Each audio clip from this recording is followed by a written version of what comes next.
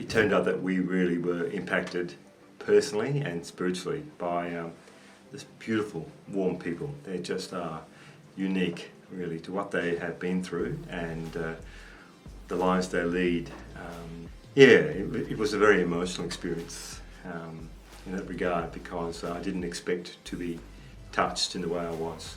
We went into, I suppose we could call it the slums, where there was a dirt floor and there was a family there, I think probably in the tip area where they were living. It's all they could make a house by, and we were asking what happens when it rains, and they said, well, we have to just stand up because the rain just come through. And they were just so welcoming to us, and we wanted just to be generous to them, but their sense of hospitality was unbelievable. It just blew me away, where they had obviously gone to borrow from the neighbours or whatever, they had to be hospitable to us and share with us. And when we could see that a whole family was living in one room, sharing a mat perhaps, it was, it really was a very humbling experience. I think it would be marvellous, because there were people there who had dreams, had hopes, had skills, and they've got a sense of what they want to do in life, but they just need that start. And something like Just One would just give them that start, with someone with a dream to perhaps start sewing. If there's a sewing machine perhaps, or a guy who could get perhaps a tuk-tuk and just start off being a taxi driver. It would just make the world of difference. And I think the important thing with Just One would be that we're not a Western society making the decisions for them and saying, this is what we think would be good for you. This is just giving them the start to have ownership and that sense of, yes, I've got my pride, I can do something with this, and I don't have to feel it's charity. I remember going to visit a family, and they knew we were coming, so they wanted to give us cans of lemonade.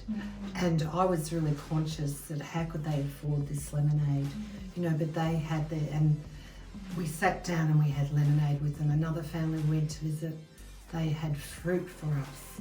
And I was so conscious that these people are so poor. And we're sitting there, and it was virtually, there was a dirt floor, and a mat. And I said, where do you sleep? And they said they had some mattresses at the top.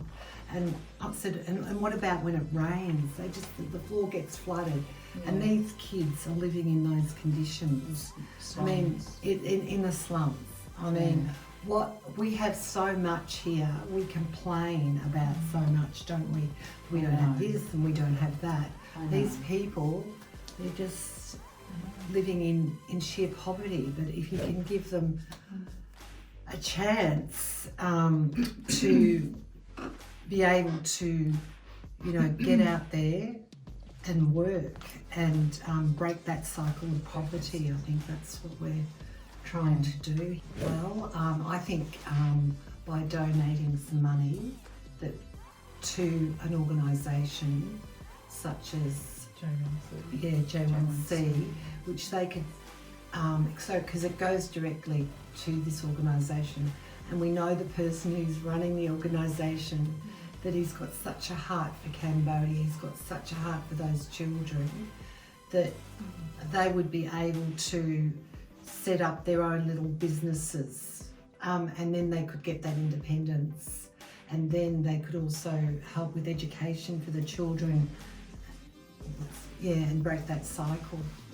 Well, it gives them their independence. Women that have been downtrodden, that haven't got any career or anything behind them, they might have had children and not able to have any sort of education really, besides even if they do have school and they don't know how far they go. But if they actually had a chance to get employment in a field, a lot of women will really go for it in that situation. They'll really show a lot of strength, and they'll help the country too by being a bit more balanced, rather than the men always only having being the breadwinner.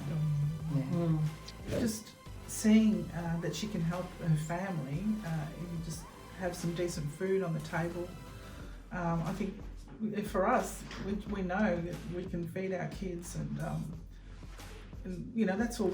That's the most important thing, that, you know, they're healthy, and so we can give them the right food. And for that women over there to be able to do that, you know, that would be so much more. They'd be so overwhelmed to be able to do that.